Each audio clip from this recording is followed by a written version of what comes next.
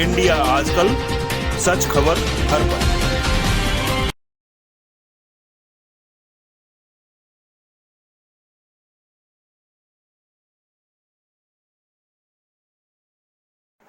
Hello दोस्तों, नमस्कार।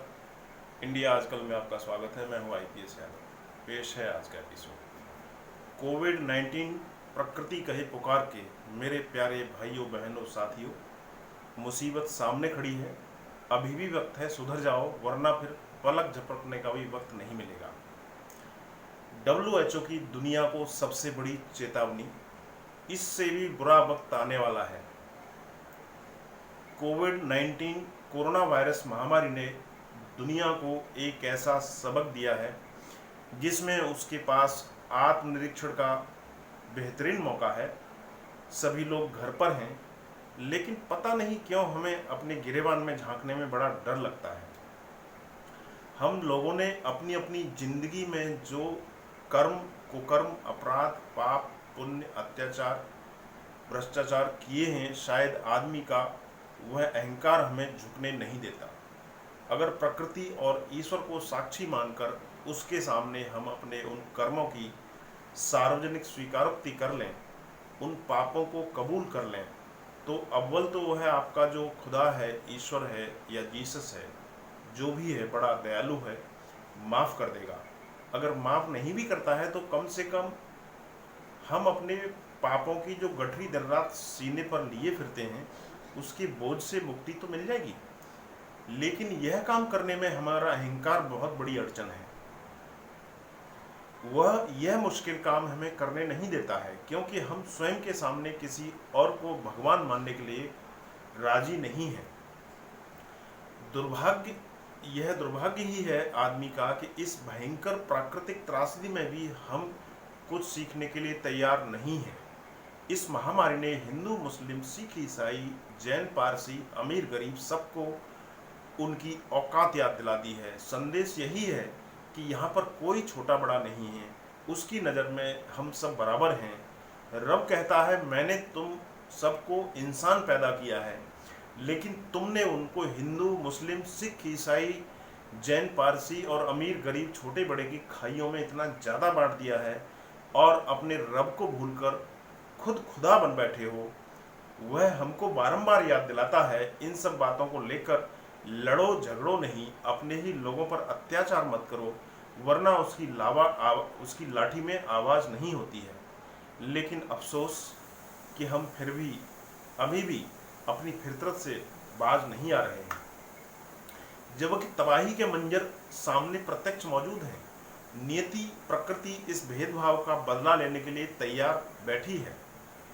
आज कोरोना वायरस महामारी में जिस तरह से शारीरिक दूरी के नाम पर सामाजिक दूरी बढ़ गई है, सदियों पहले समाज में छुआछूत जो था, वही आज एक नए रूप में मानो पुनर्जीवित हो उठा है।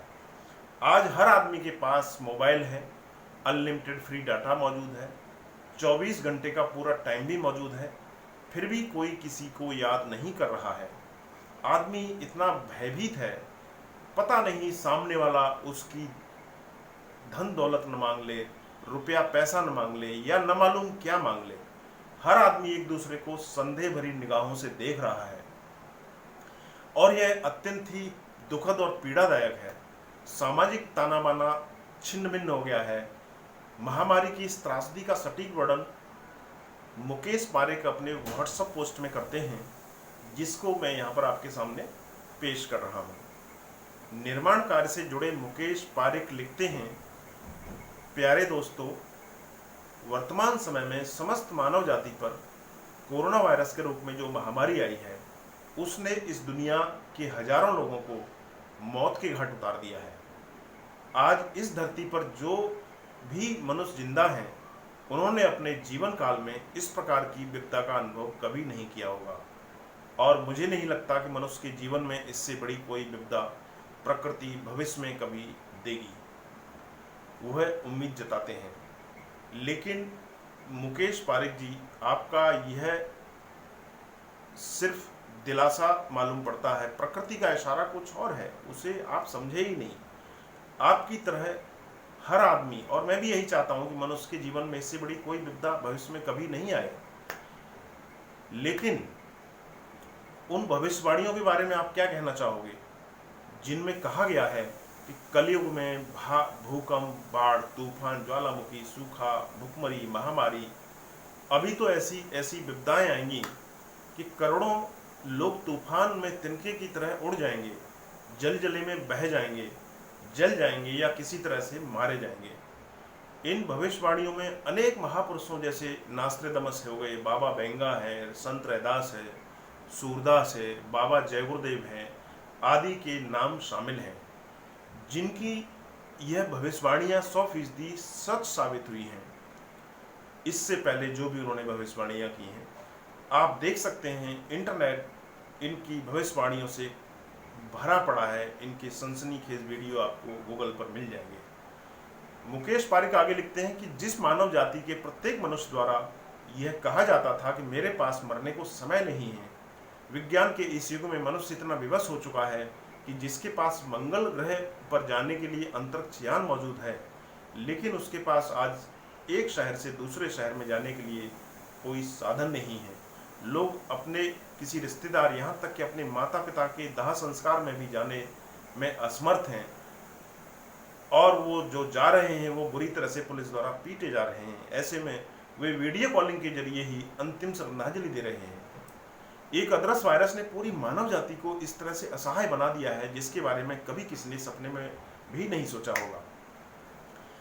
मुकेश पारिक लिखते हैं, आप यह कहेंगे कि मैं यह ऐसी बातें क्यों कर रहा हूं, तो मुझे यह बात इसलिए कहनी पड़ रही है कि फेसबुक पर सैकड़ों दोस्तों के होते हुए भी मुझे यह अनुभव हो रहा है कि चंद दोस्तों को अगर छोड़ दो तो कोई भी टेलीफोन का उपयोग कर अपने दोस्तों का ना तो हालचाल पूछ रहा है, ना ही उसे दोस्तों की फिक्र है। सामान्य दिन अगर होते और यही बात जब मैं दोस्तों से कहता तो वे कहते कि मैं कार्य में व्यस्तता की वजह से बात नहीं कर सका। परंतु भाई इस समय देश के अधिकतर लोग घरों में कैद हैं और लोग यह बहाना भी नहीं कर सकते कि हम बिजी हैं, हम व्यस्त हैं। इन सब बातों को आपस में शेयर करके मैं आपको यह बताना चाहता हूं कि फेसबुक पर या किसी भी सोशल मीडिया पर आपके चाहे सैकड़ों हजारों दोस्त होंगे, पर वास्तव में क्या वे आपके दोस्त हैं? नहीं, वो आपके दोस्त कतई नहीं हो सकते हैं। मेरा कहना है कि विपदा की इस घड़ी में जिन दोस्तों ने आपको फ़ोन किया, आपका हालचाल जाना, वह तो आपके दोस्त हैं, बाकी सब आपके मन के भ्रम हैं। तो अगर उचित लगे तो आत्मलोकन करके दोस्तों को ही दोस्तों की श्रेणी में रखिए, बाकी को निकाल बाहर करिए, बाकी फैसला आपका अपना है। बहरहाल ये तो हुई मुकेश पारिक जी की बात, लेकिन मुझे लगता है कि सामाजिक और मानवीय मूल्यों के ह्रास यानी गिरावट की यह गंभीर, यह वानगी भर है। विराट विनाश अभी आना बाकी है। संयोग से जिस दिन सोमवार 20 अप्रैल 2020 को जब मैं यह लेख लिख रहा था, उसके अगले दिन WHO यानी विश्व स्वास्थ्य संगठन ने दुनिया को अब तक की सबसे बड़ी और डरावनी चेतावनी दे डाली है। WHO ने कहा है कि इससे भी बुरा वक्त अभी आने वाला है। महाविनाश की शुरुआत हो चुकी है, जिसके समक्ष इसको रोक पाने में डॉक्टर, वैज्ञानिक, अधिकारी, संत, महात्मा, राजनेता सभी के सभी असहाय नजर आ रहे हैं। कोरोना को रोकना किसी के वश की बात दिखाई नहीं दे रही है। फौरी कठोर प्रशासनिक उपाय अगर नहीं किए गए तो लॉकडाउन खुलने से पहले ही या बाद में भी गुंडागर्दी, मारामारी और लूट खसोट जैसे संगीन अपराधों का सिलसिला शुरू हो सकता है। इसलिए सब चौकस रहें, अपनी अपनी तैयारी खुद करके रखें और किसी प्रशासन के भरोसे न बैठें। यह कोई भविष्यवाणी नहीं है, न ही कोई चेतावनी है, बल्कि दूरदृष्टि की एक कड़वी सच्चाई है। सच्चे आदमी, ईमान, इंसानियत और प्रकृति को इतना सताया गया है, इतना दबाया गया है, उसको लूटा खसोटा गया है कि अस्तित्व यानी नियति बदला लेने के लिए तैयार बैठी है। और कोविड-19 प्रकृति की पुकार, भाइयों सुधर जाओ वरना उसके बाद वक्त नहीं है। आज इस एपिसोड में फिलहाल इतना ही, शेष फिर कभी। नमस्कार। इंडिया आजकल, सच खबर हर पल।